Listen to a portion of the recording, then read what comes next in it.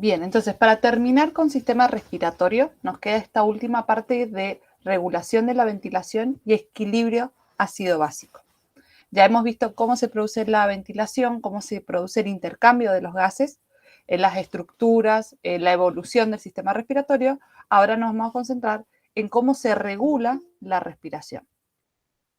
Cada uno de nosotros sabemos que existe una regulación voluntaria, ¿sí? Que nosotros hacemos que respiramos más profundo, más lento, más rápido, y después hay una regulación involuntaria que lo organiza todo nuestro cuerpo, digamos, en el que no participamos. Entonces, dentro de la regulación pulmonar o de la ventilación, vamos a tener distintos sectores que van a permitir esta regulación. Se va a llamar bulbo respiratorio, que es todo esto que está acá, concentrado acá.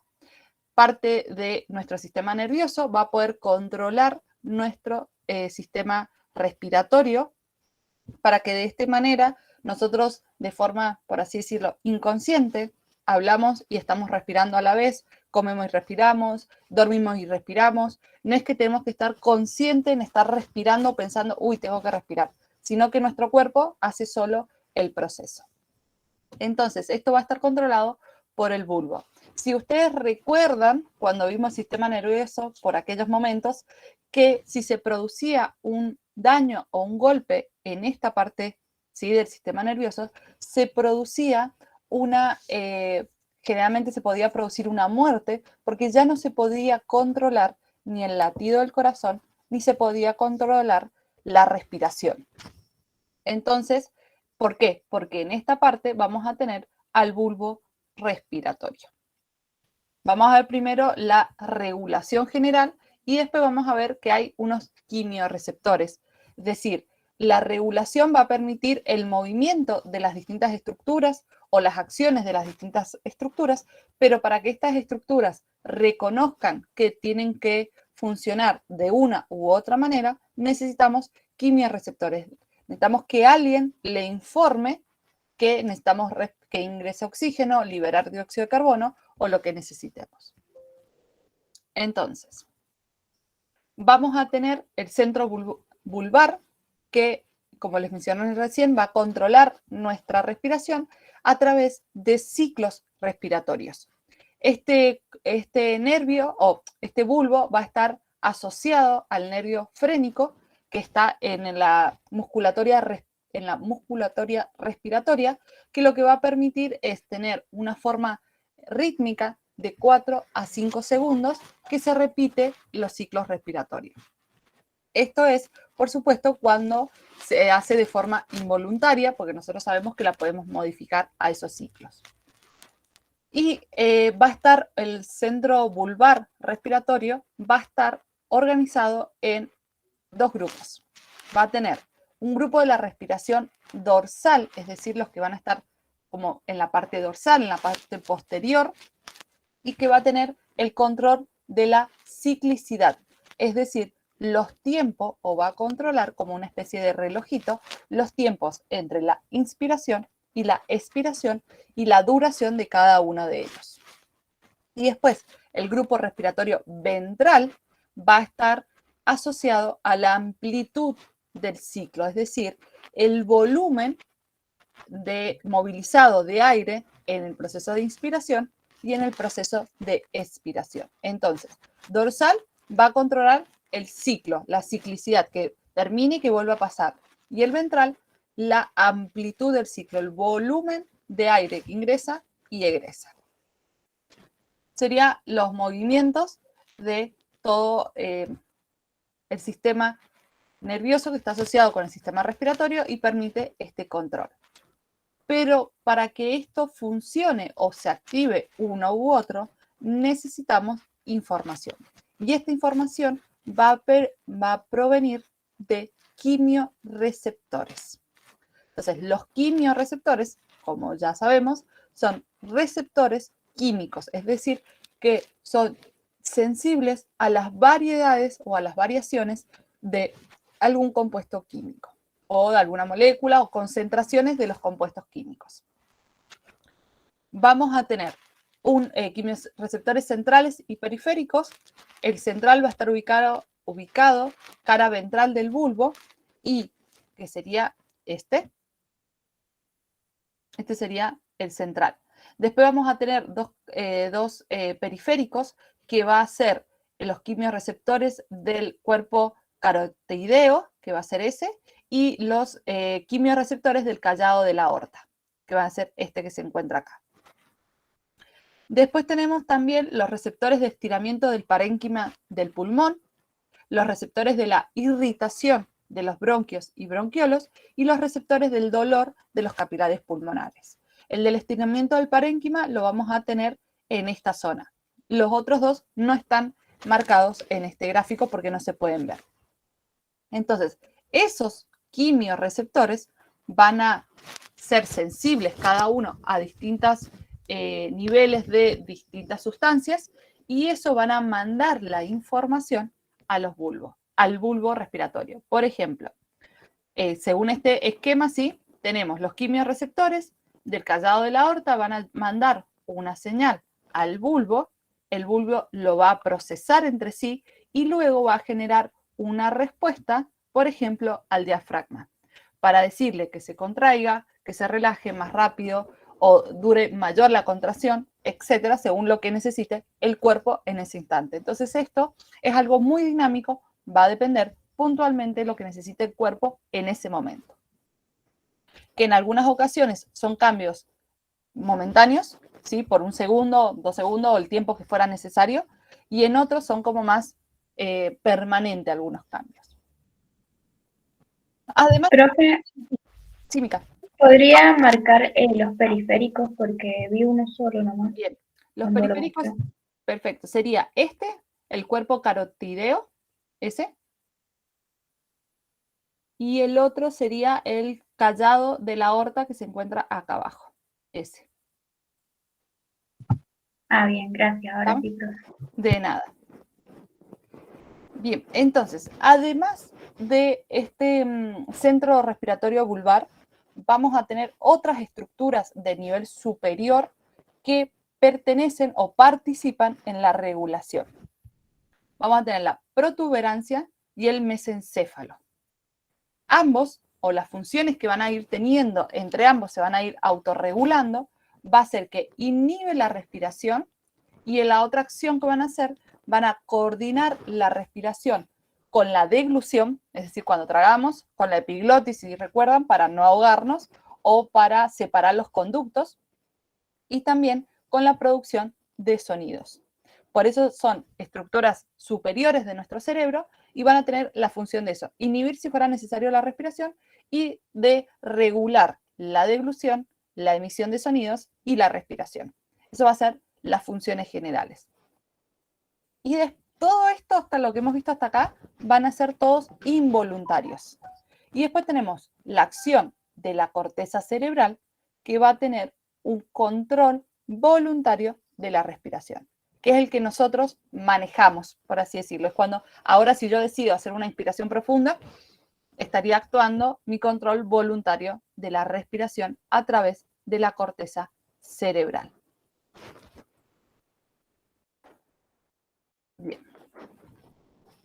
Para darnos un ejemplo, ¿sí?, de que la respiración es 100% involuntaria o tiene más poder lo involuntario que lo voluntario. Lo voluntario es algo muy acotado y que tiene ciertos límites. Por ejemplo, si nosotros decidiéramos, por X motivos, dejar de respirar, ¿sí?, de forma voluntaria, actuaría la corteza cerebral, ¿sí? Me tapo mis narinas, me tapo la boca y dejo de respirar. Eso va a ser factible hasta cierto momento, porque yo eso lo puedo controlar hasta que mis niveles de oxígeno desciendan tanto que pierda la conciencia. Pero cuando yo pierdo la conciencia, va a empezar a actuar el centro respiratorio vulvar y va a empezar a desencadenar una serie de acciones para que vuelva a oxigenar mi cuerpo de forma involuntaria. ¿Sí? Entonces, la corteza cerebral tiene un límite. El que maneja o el que lleva el control total va a ser el centro respiratorio vulvar y la protuberancia y el mesencéfalo. ¿Seguimos?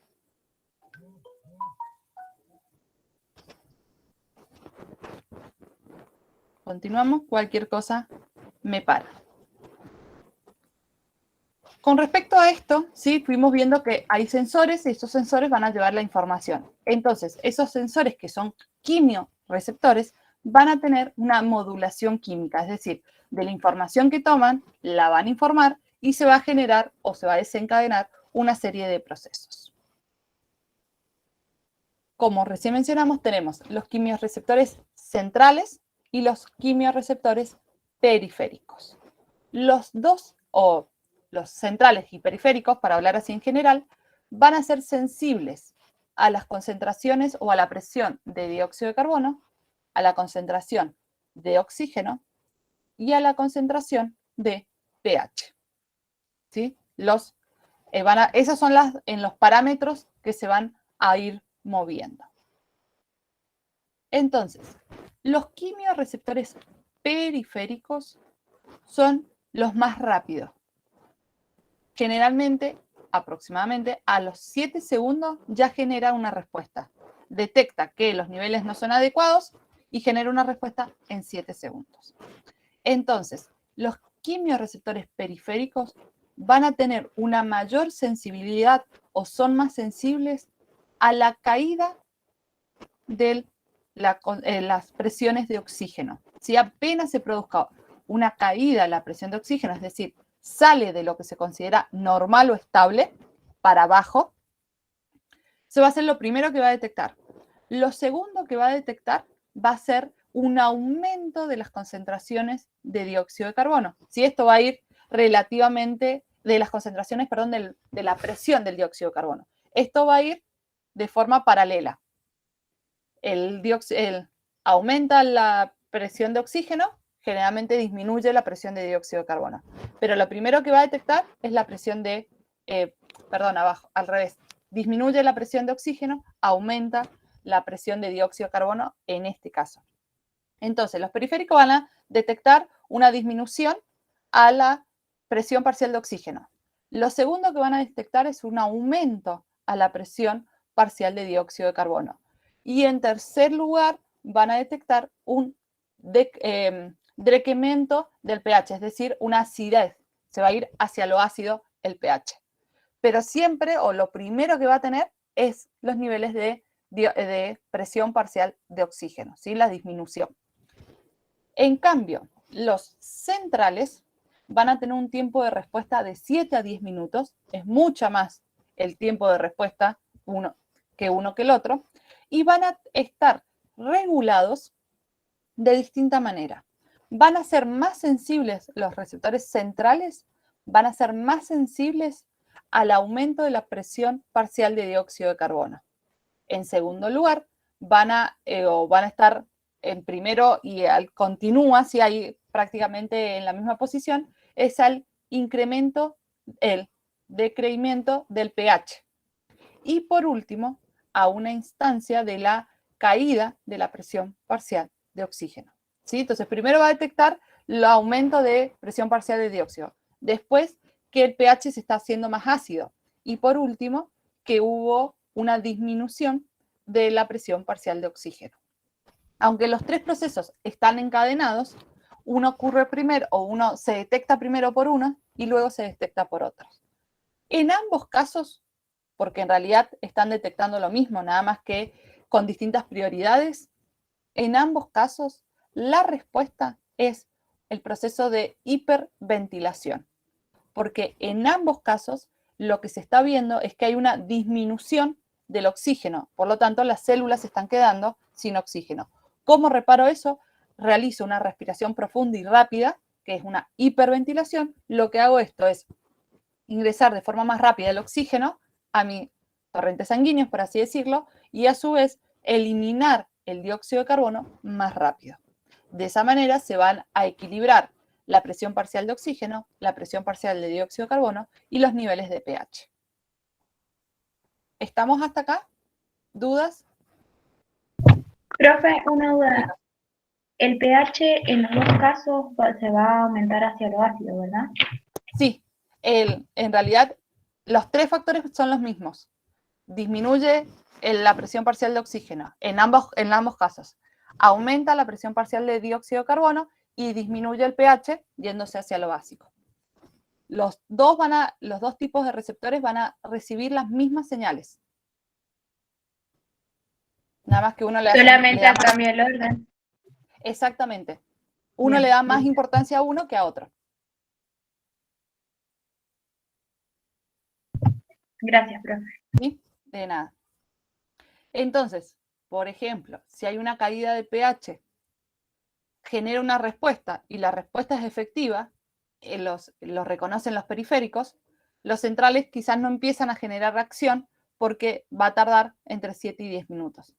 Si no lo puedo controlar, ahí van a ir controlando, pero siempre es la misma situación. Se van a activar todos en la misma situación, nada más que cada uno va a medir algo diferente o va a darle importancia a algo diferente, porque todos miden lo mismo. ¿Alguna otra consulta?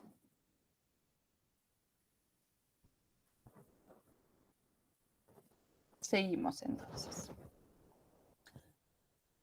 Entonces, como vimos previamente, antes del recreo, vimos que se formaba el dióxido de carbono, se combinaba con el agua y formaba bicarbonato y cationes hidrógeno. Entonces, va a haber, y acá también nos está mencionando que hay una alteración en el pH, necesitamos un equilibrio ácido y base. Este mecanismo ácido-base va a ser una respuesta ventilatoria y metabólica.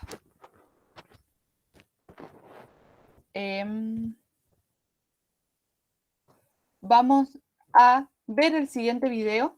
Yo ahora se los voy a pasar por el chat. Lo vamos a ver. Es un poquito extenso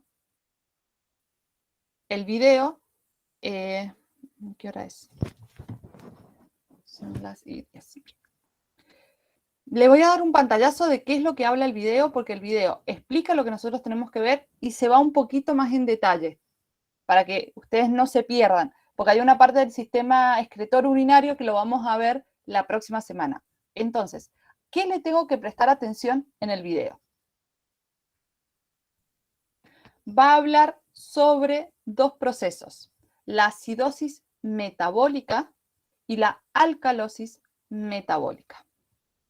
Entonces, van a tener que prestar atención a estos dos procesos, cómo se produce uno y cómo lo resuelvo.